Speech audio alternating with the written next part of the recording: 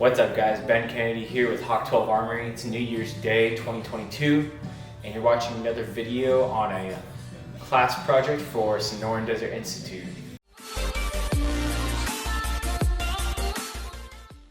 If you like guns or you like fixing guns or troubleshooting them, or if you just like guns in general, check out the link in the description below. That is a link to SDI's website. Today's video is one of the very first assignments for my gunsmithing tools lab. Essentially what we're going over is how to clear a firearm. Now it's going to be laid out in a format as if I was teaching somebody who just purchased their first firearm. I always have to harp on safety first because that is the number one thing that I push the most. So let's talk about safety. This here is my workspace. I don't allow any live ammunition in my workspace, and that's been a rule since before I even started classes with SDI. It's kind of tricky for my circumstances because this half of my workspace is gunsmithing, and that half, which you can't see on the camera right now, is all reloading. Almost every day there is live ammunition present,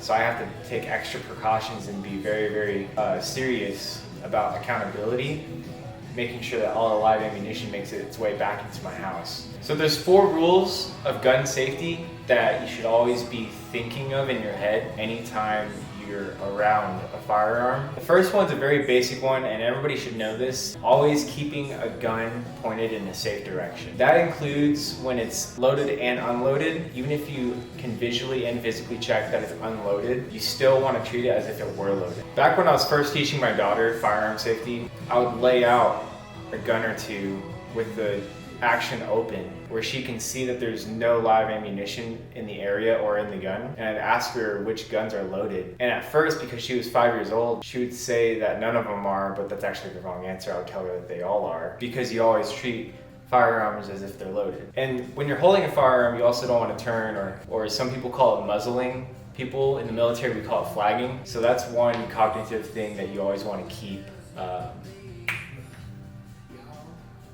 sharp. We kind of just knocked out the next rule of firearm safety as treating all guns if they're loaded. I like to kind of merge those two together, but it's also important to keep them as separate safety rules in your head. Now the third one is keeping your finger off the trigger at all times until you're ready to shoot. The only time your finger should even make contact with the trigger is when it's aimed at something that you're willing to destroy. Now, of those 4 primary rules of gun safety, the 4th one would be know your target and knowing what's behind it and around it. Now this ties into both target shooting and self-defense shooting. A lot of new gun owners nowadays bought their gun to protect themselves, but a lot of those new gun owners, the only familiarization they have with guns in general are what they've seen in movies, you know, what Hollywood puts out. That would be a conversation for another time, really. Now, with that being said, let's talk about the guns. I'll start with what CNN likes to call my weapon of mass destruction. Now, I don't have any live rounds in this gun. This mag's empty and there's nothing in the chamber. For demonstration purposes, we're going to treat it as if it did have live rounds in it. And we're also going to be using Snapcaps. Now, that AR-15, it's got a cool story behind it, actually. This rifle ties into how I got that flag on the wall. A gun shop called Apache Rifle Works down in Comfort, Texas. They had a gun blowout sale. They had some pretty awesome people there. The 3 main guys I went down there to go see were Matt from Demolition Ranch, Grand Thumb, as well as Scott from Kentucky Ballistics, the guy who nearly killed himself when his 50 cal exploded in his face. Yeah, that guy. Their goal was to sell every gun in the shop. I went down there on a budget. I picked up this rifle because it just happened to be the only one that was in my price range, but it just happens to be the platform that I wanted, color that I wanted, and it's in 300 Blackout, which is my favorite caliber. And today we're going to be doing this with 300 Blackout Snapcaps. They look a little bit like this. I actually got Grand Thumb to sign that flag. So yeah, I bought that gun from those guys. Next up is a Glock 19X. This one actually is my car gun, so it is loaded. It doesn't have anything in the chamber. I hardly ever do that. Now on the AR-15 platform, this safety selector switch won't go into safe unless the hammer has been cocked back. So if somebody handed me this gun like this, I would hope that that's the reason. Now, first things first, we're gonna try and engage the safe. When I try to do that on this one, it doesn't actually go. It means it has been charged. Next thing we're gonna do is remove the feed source. Now, the feed source in a firearm is the magazine. Mag release right here. Next step, we're gonna open the action. What that's gonna do is if there was a live round in this chamber, it's gonna pull that round out.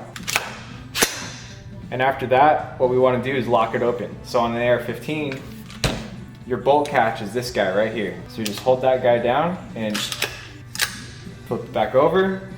Now we can visually check and physically check the chamber to make sure there are no live rounds in there.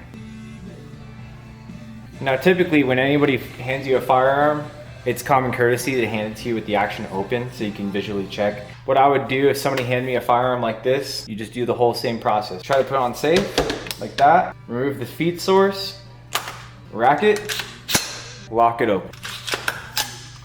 Just like that. So going over that process with snap caps so you can actually see what goes on. We're gonna load 2 in here. We'll send the bolt forward. Now there should be a snap cap in the chamber, 1 in the magazine. We're gonna perform the clearing procedure once again. So I'm handling the firearm, make sure it's on safe. Remove the feed source. Now hypothetically, there may or may not be a round in the chamber, but we're gonna rack it just to make sure. Cool. Visually and physically make sure that the firearm is clear. So bolt catch, lock it back. Visually and physically, check for a feed source and a round in the chamber. Now moving on. Same process with a pistol. So this is a semi-automatic, similar to the AR-15, and it ejects the round that's in the chamber as it's charged. Now there's no safety on Glocks, so you just have to be safe cognitively. Next step would be removing the feed source, which is the magazine. The magazine releases right here. Pop it out, and those rounds are out of the gun now. Now just like previously mentioned, whether or not there's a round in the chamber there, the next step is still rack it to get that round out of there. After that, we're gonna lock it open. On Glocks, it's ambidextrous. You got one here, one here. That's gonna be your slide catch. And you're just gonna pull the slide back while pushing up on that slide catch. Just like so. And now we can visually and physically inspect for no feed source or a round in the chamber. All right, we got snap caps now. We're gonna demonstrate that same process as if the firearm was chambered. There's no safety on it. Moving on to the second step, mag release, remove the feed source. Next step is to open the action to get that round out of the chamber, just like so. And then we're gonna lock the action open again, just like that. Anybody looking to get into firearms or even purchasing their first firearm needs to understand the safety that needs to come with it. And that concludes this video on clearing a firearm. Once again, if you're interested in learning about guns and gunsmithing, fixing guns, troubleshooting guns, customizing guns, all that good stuff, click on the link below for SDI's website. With that being said, stay strapped, stay safe, and Happy New Year's.